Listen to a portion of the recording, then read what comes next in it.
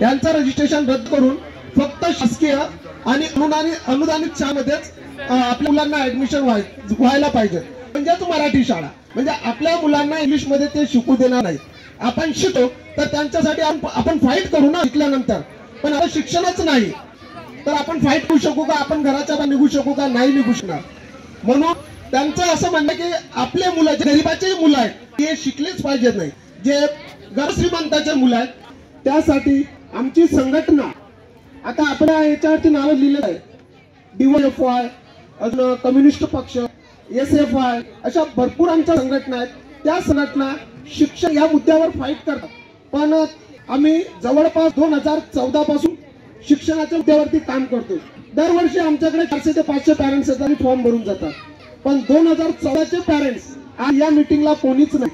आणि हे मीटिंग किंवा आंदोलन कशासाठी असतात की आपल्याला जो गव्हर्नमेंटने अधिकार दिलेला आहे त्या अधिकाराच्यासाठी आपण फाईट केली पाहिजे. म्हणून आपल्या ऑफिसमध्ये मीटिंग अशासाठी होत आहे की तुमच्या मुलाला ऍडमिशन झाल्यानंतर शाळेमध्ये कुठं त्रास होतोय का? कारण हे जे प्रायव्हेट शाळा आहेत हे आपल्या मुलाला ऍडमिशन देत आहेत, पण काय करतात, थोड्या पद्धतीने पैसा काढणे सुरू करतात.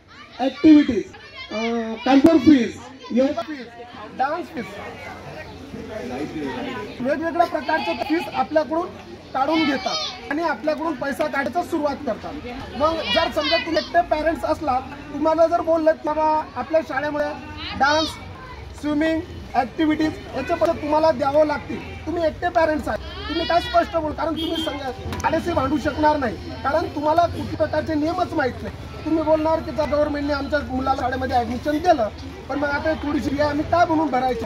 पहिल्या वर्षी तुमची थोडीशी फी घेतली, ज्यावेळेस हे बाळ जसं वर्गात समोर जाईल तशी ती फी, जे शाळेची रेग्युलर फी आहे ते तशी फी तुमच्याकडे वसूल करते. त्या मुद्द्यावरच आमची संघटना अशी काम करते की आपल्या बालकाला पूर्ण 100% फ्री शिक्षण व्हायलाच पाहिजे.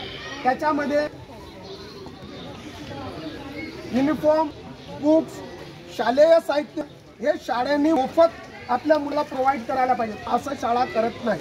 त्यासाठी माझी सर्व पालकांना एकच विनंती आहे की आमच्या ग्रुप आहे त्या ग्रुपवरती आम्ही व्हॉट्सअप मेसेज टाकतो, आंदोलन असतात, मोर्चे असतात. या मोर्चाला जर आपण आलो, आता जो 2009चा ऍक्ट गव्हर्नमेंटने चालू केलेला आहे की मोफत शिक्षण तर आहे, पण ते कुठपर्यंत आहे? वय वर्ष 6 ते 14 वर्षापर्यंत. म्हणजे आपल्या मुलाला आपण पहिलीमध्ये टाकतो, आपण गरीब आहे, दररोज कमी खाणारे आहोत.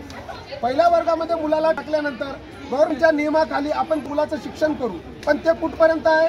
6 ते 16 वर्ष, 14 वर्षापर्यंत, म्हणजेच पहिली ते 8वी पर्यंत. पण 8वीच्या नंतर आपल्या मुलाचं काय? जर आपण त्याला इंग्लिश मीडियममध्ये जर गव्हर्नमेंट आपल्याला जो नियम दिला आहे त्या नियमामधून त्याचं फक्त 8 पर्यंतच शिक्षण होईल असा गव्हर्नमेंटने नियम दिलेला आहे.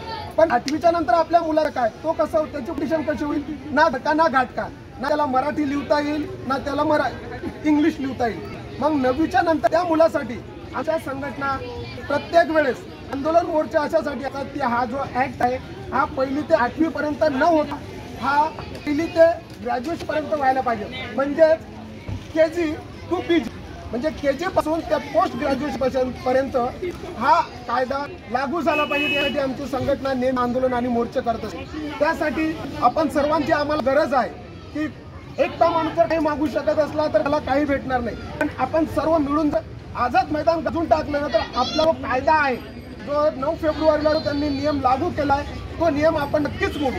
यासाठी आम्हा सर्वांना आपण पालकांची गरज आहे.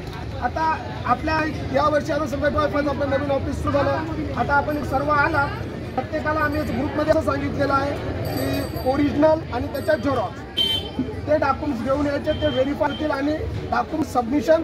आपलं हे उद्घाटन हा प्रोग्राम सर्व झाला, आपलं भाषण झालंय, स्वागतापण झालंय, पण आता ह्याच्यानंतरचा जो प्रोग्राम आहे तो आपण जे डॉक्युमेंट्स आहेत हे सबमिशन करून घेऊ.